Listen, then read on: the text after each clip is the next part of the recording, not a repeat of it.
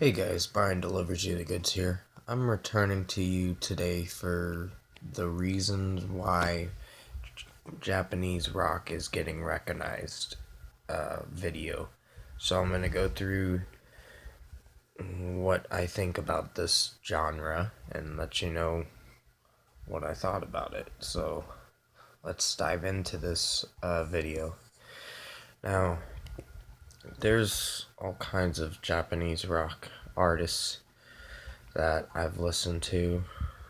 One OK Rock is especially one of them. Then we have Man with a Mission, Baby Metal, and Band-Maid that I know of so far. I've never checked out any other artists except for I can't think of any other artists. I'll basically discuss those four artists that I just named off. So I'm gonna talk about One OK Rock first. Now, for the longest time, they've been in Japan making music, and they've made pretty good albums. They started off in 07, making their first album. Then they made their next album in 08, along with another album the same year, which was pretty crazy. But I actually liked them when they made the Jinsei times Boku album.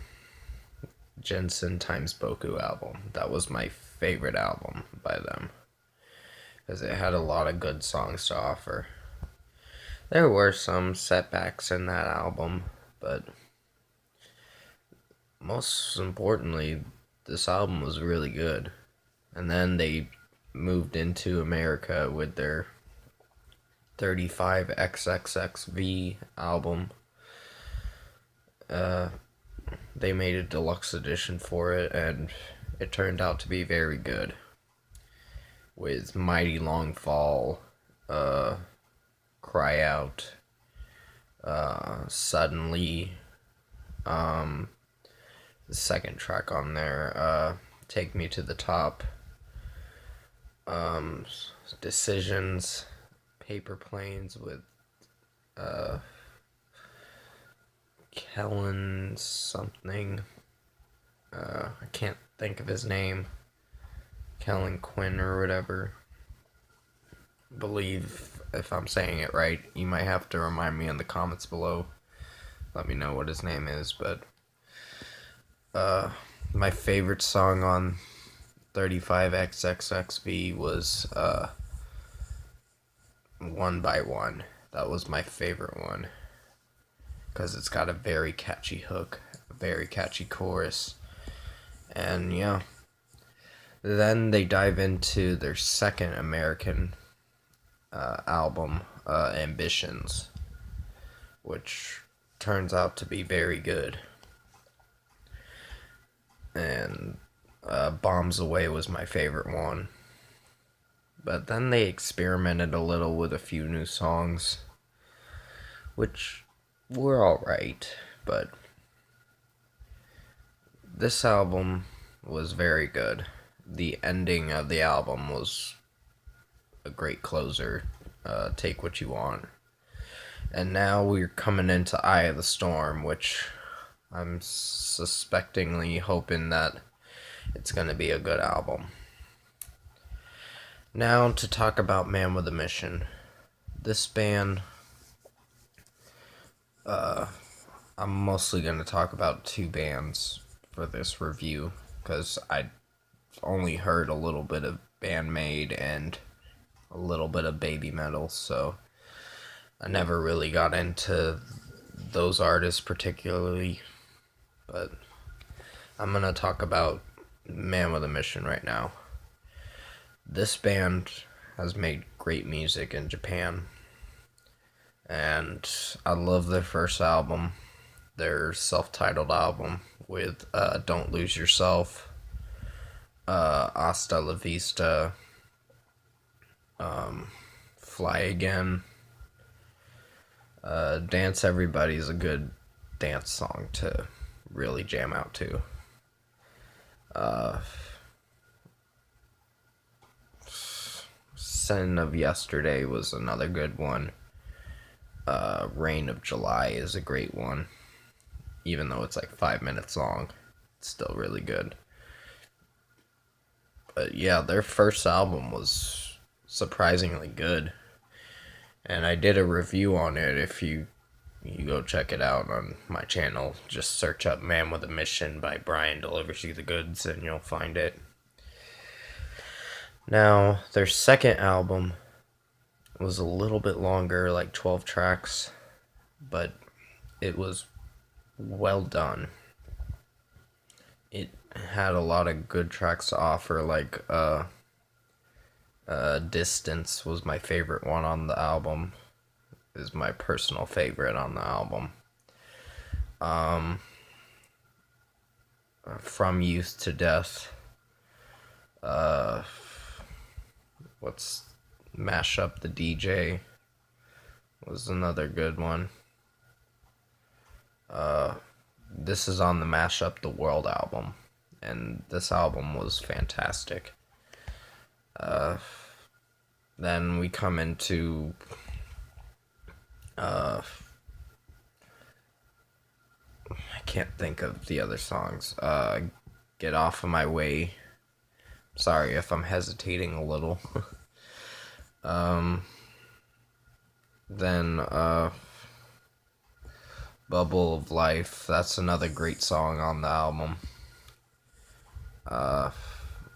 And the last track was Colors, and that's another good track. Then we come into their third album, which is Tales of Purify, and that's an exceptional record.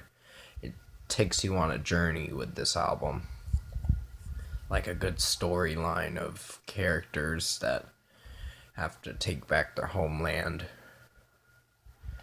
And that was taken by demons and all that. Taken over by these creatures. So they gotta fight for their homeland to reclaim it. And at the end, they eventually do.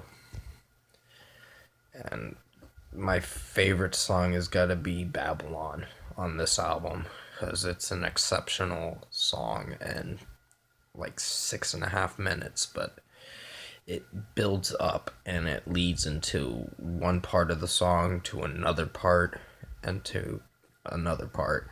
And that's really cool what Man with a Mission does with this track.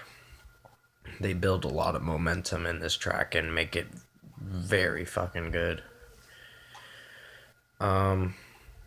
Then we come into the World's on Fire album, and this album does very good. It's got 13 tracks, but my favorite song on here has got to be Followers and Wonderland. Even though it has Japanese subtitles for the title on it, it's called Wonderland, an abbreviation. But it's a great track and a great song. And now for the final album that they just released last year, which is their